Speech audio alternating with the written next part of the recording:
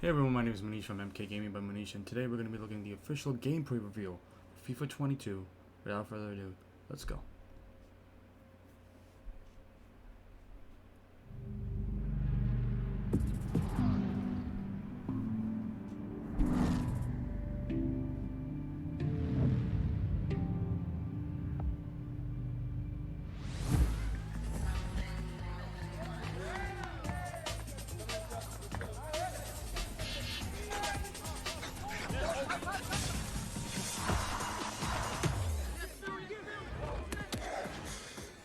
Hypermotion trailer that I reacted to earlier.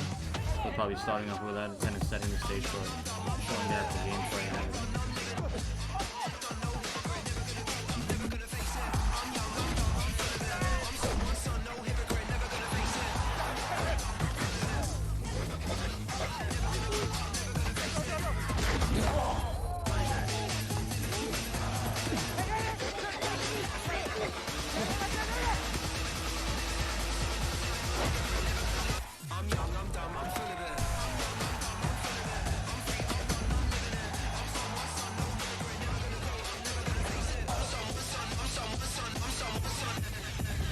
Hi, I'm Amit Katwala from Wired Magazine and welcome to Spotlight.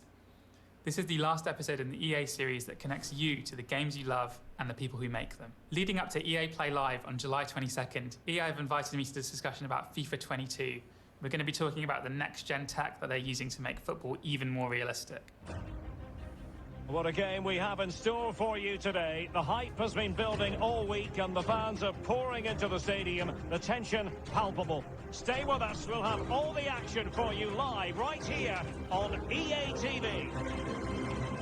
We've got a great panel of developers from FIFA here to join us today. Please introduce yourselves and your history with FIFA. Hi everyone, I'm Sam Rivera. I'm the lead gameplay producer and I've been at EA for 12 years. I can tell you I'm a very passionate FIFA player. I obviously play the game a lot at work, but also for fun at home. And probably my biggest achievement in FUT was to reach Division 1 in Rivals. However, I got relegated. It didn't last for too long. But still, it's something that I enjoy a lot, just playing the game. And hi, I am Sean Pejic. I'm a gameplay producer also on FIFA. I've been working at EA and on FIFA for just over 9 years now. Before I joined EA and when I was younger and much fitter, I was a professional football player in England, Wales, and North America. So I'm very passionate about football and obviously FIFA. So again, like everybody here, I'm super excited to talk to you about gameplay in FIFA 22 today. I'm Kancho Daskov, the gameplay director for FIFA 22. I've been at EA for 14 years, and I absolutely love football. Aside from that, I'm really into the skillful side of things. One of my side hobbies is called freestyle football, so I love juggling the ball, doing all sorts of tricks. I've worked on all of the skill moves in the game. That's one of my biggest passions. Hi, I'm Gabe Zaro. I am the community manager, global engagement for FIFA, and I come originally from Brazil, so football is kind of a religion for us. Played FIFA for most of my life, and I can say that my biggest achievement on FIFA 21 was to get Elite 3, also Division 1. Really, really great to meet you all. Now, I think like all of you, I've been playing FIFA for most of my life, and I was really excited for the next-gen version to come out. When I reviewed FIFA 21, there was a lot of room to grow within the game in the next gen. So I'm really interested to hear about the work you guys have been doing to improve the game year on year and how next gen tech is changing FIFA 22.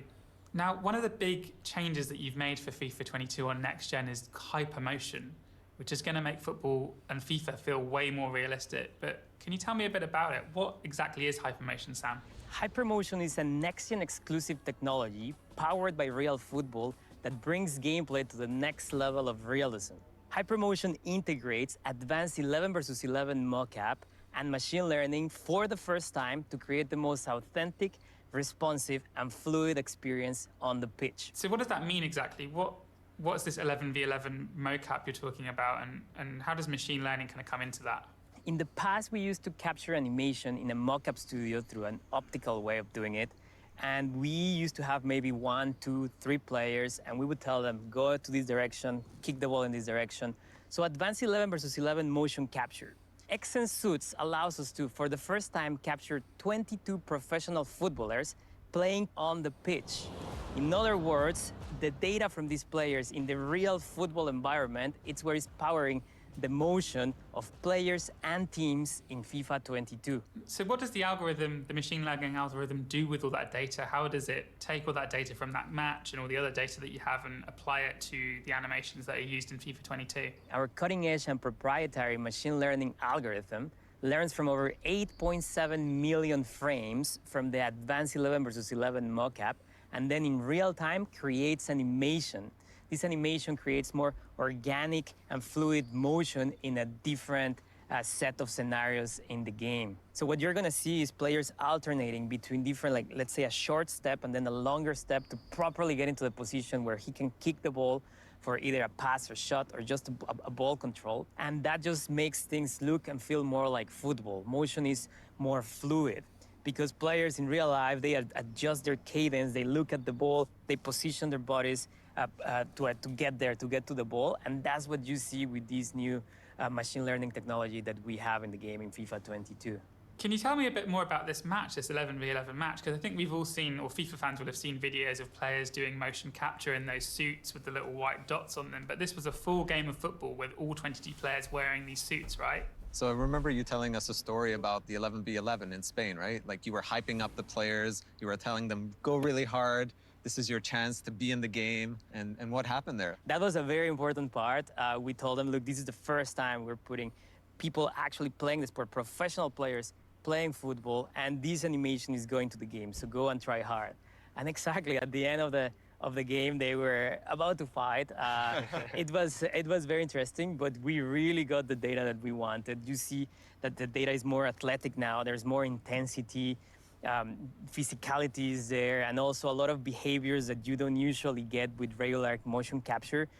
Players being more human, you get to take all these behaviors and talking and pointing, directing people. You get all these little things, all these football behaviors. Now we have them and we can put them in the game, which makes a more authentic version of FIFA. And the other thing I noticed was the emotion.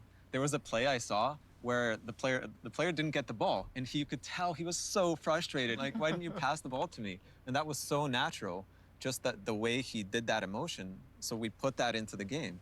It's crazy, eh? When you have one person in the studio, so many cameras on this one person, it's hard to be as natural as with 22 people in one pitch, right? So Exactly. So this is really changing how we capture animation in football, and it's taking it to the next level. Yeah, I think another little component that the Cancho's touched on, but that I see when I looked at this XN's data was just the natural behaviors that Gabe was touching on, the physicality that you couldn't get in a mocap shoot that's more structured.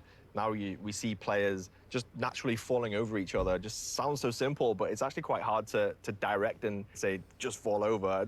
You need to put it in a real environment and see the players just come together naturally and make these falls. Nice. So that's just one part of it, but like there's so much more that we can gather from this XN's data, which really elevates the game. Yeah. So it sounds Animations like are these new definitely next-gen something that consoles I've have really been looking opened at, up the like, ability to obviously use not machine having learning and something that use looks these as new fluid. technologies to make the You know, game more previous FIFA realistic. games have looked Kancho, can you tell pretty me a much bit the more about the same, 11v11 but game and I'm what hoping Hypermotion exactly changes motion it a little capture bit. is adding to FIFA 22 here? Yeah, so the data captured from this advanced 11v11 mocap shoot actually has resulted in over 4,000 new animations added to the game. And just to give you an idea, that's 3 times more animations than we added last year. So this is a huge, huge animation refresh. These animations show off the footballing intensity, the athleticism, the physicality of professional players. And this results in a huge improvement in player motion. So this is a fundamental leap forward in the way players move and act and behave on the field. You know, from your perspective as someone who loves that skills-based approach and loves the feeling of real football, but how does it actually make the game feel different? Does the game feel more responsive? Is it smoother? The game just looks more like football than ever before. Players really feel like professional footballers in the game now. Can you give me an example of what you mean when you talk about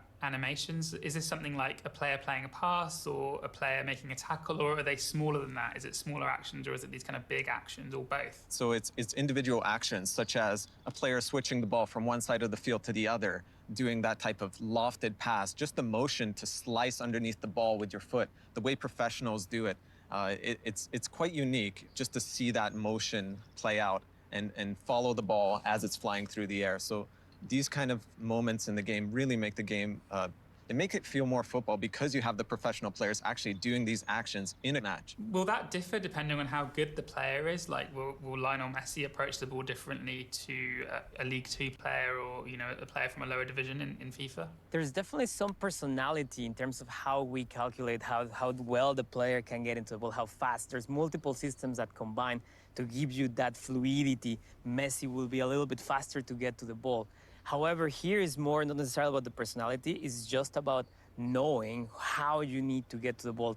So when you put all the systems together, then yes, players like Messi, players like Ronaldo, they have a better sense of how to shield, how to position their body so you can get away from the defender. Obviously, football isn't just about individuals, right? It's also about teams and tactics. And there's new features called team intelligence, so we're adding more team intelligence to FIFA 22. Sean, can you tell me a bit more about that, please?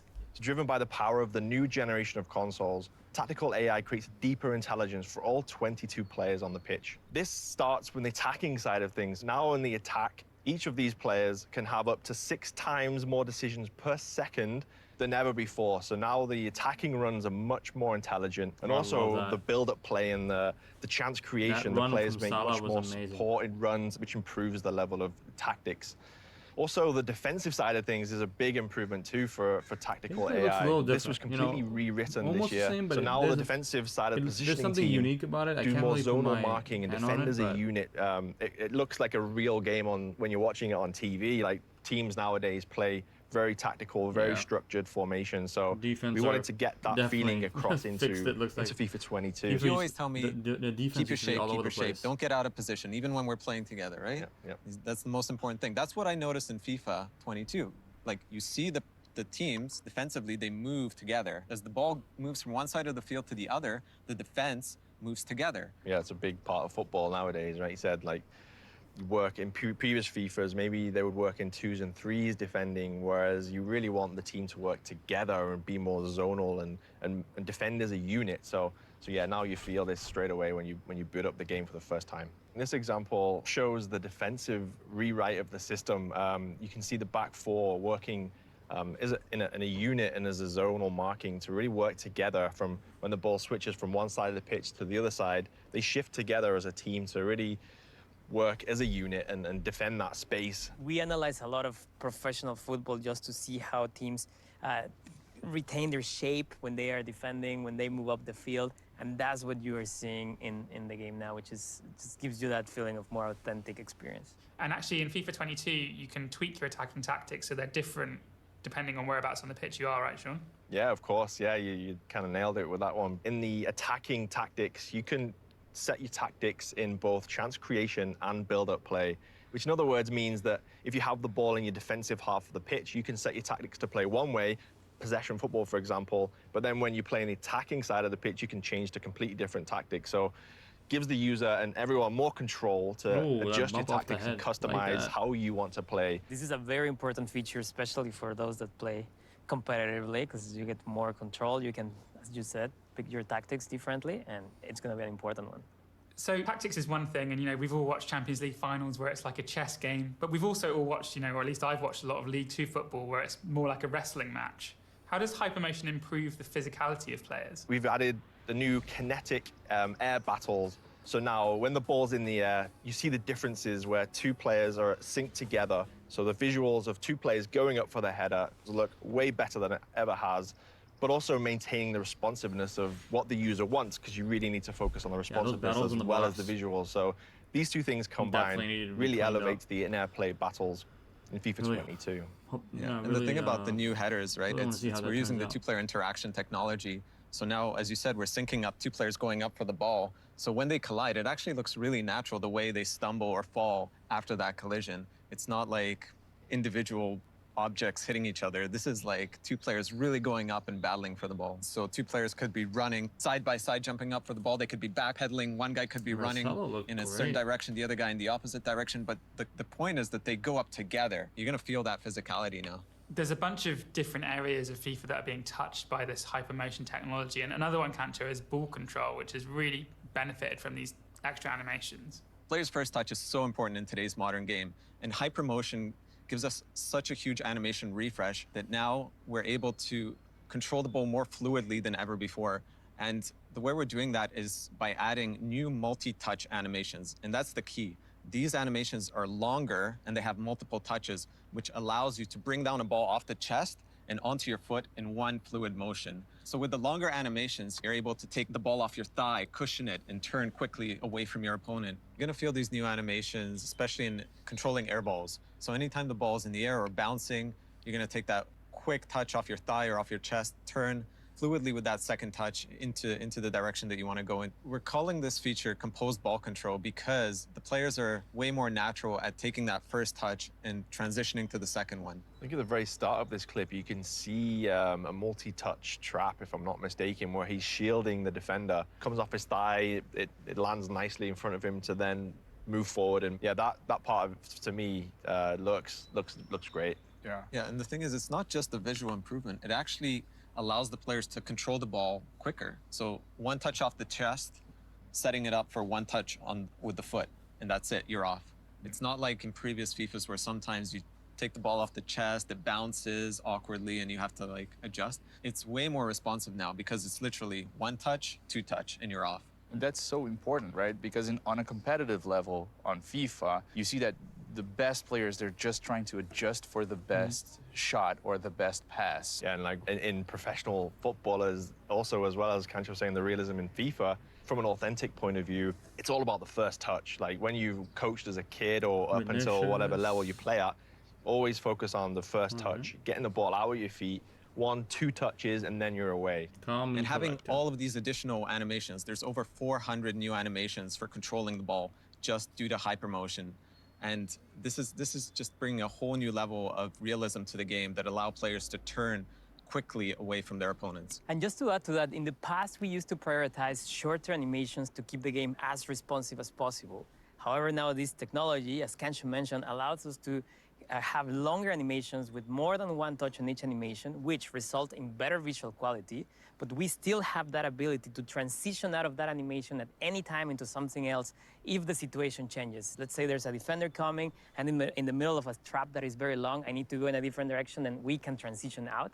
So now we have the best of both worlds, responsiveness and good visuals in the game. And I just have to say that out of all of the new animations in the game that we got from Hypermotion, these are the ones that really stand out to me. One of the other things that really makes the game feel like real football is the stuff that goes on off the ball. You know, you've made real efforts to humanize the players and to make them not just stand there like mannequins when they're not doing anything, but to look and behave and act like real players would on the pitch.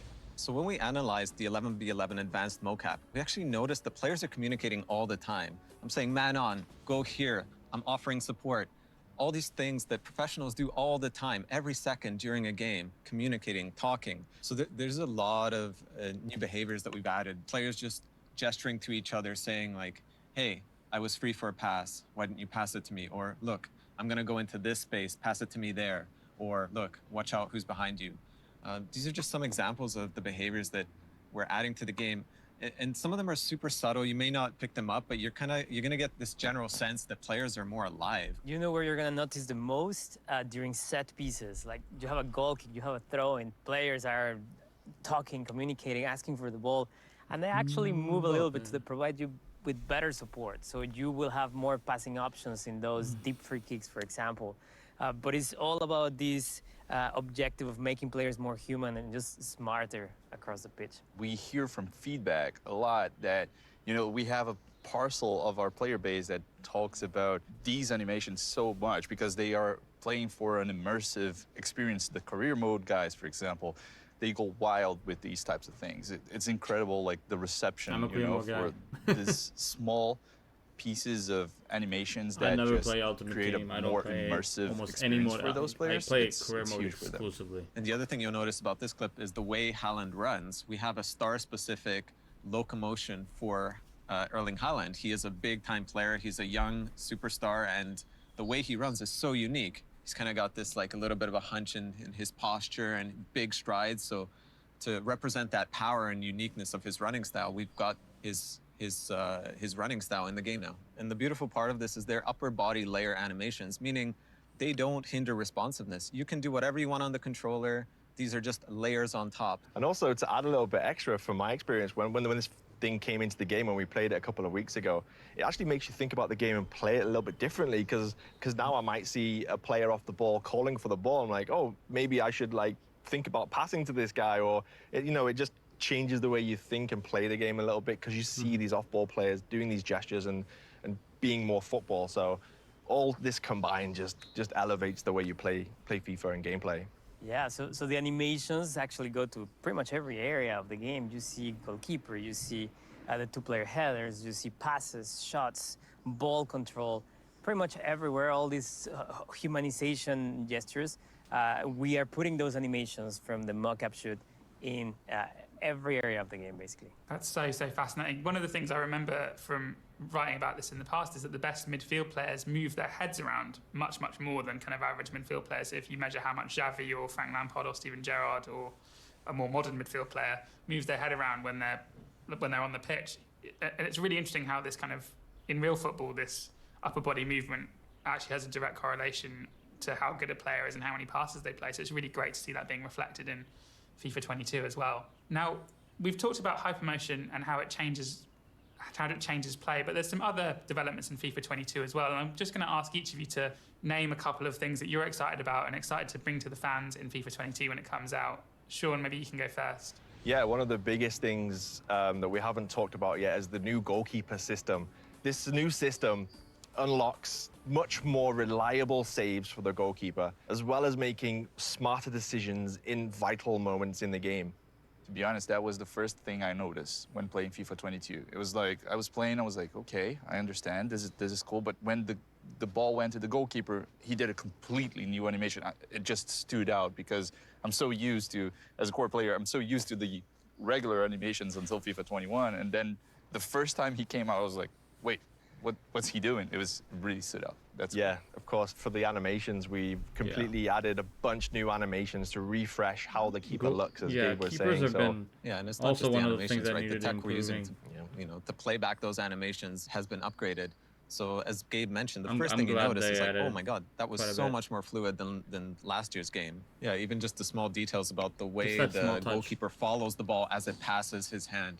That's all much more realistic than it was before. So not only the full body animation of the goalkeeper flying through the air, but the way his head is tracking the ball as it flies into the net. Kanche, what are some of the examples of things that people might not notice at first glance, but which appear when you take a closer look? There's actually a lot of subtle animations that have gone into the game, such as the way you lay the ball off with a first-time pass, to even just doing a driven pass, like one of those daisy cutters, where you drive the ball low and hard across the field. So you kind of notice these new ways to kick the ball, and that's all coming from that 11v11 competitive motion capture shoot that we did. We're calling this feature Full Team Authentic Motion because it's all about all those little bits of animation that we're sprinkling into the game, thousands and thousands of it, and it just brings the characters more to life. I'm amazed by the depth you guys have gone to as well, because it's not just the player animations that have been refreshed, but you've really kind of reworked the way the actual ball works, right? Yeah, that's actually a big one. It's a game-changing feature. So what we're doing in FIFA 22 is we're importing real-world ball data into the game to create the next level of realism in terms of how the ball moves.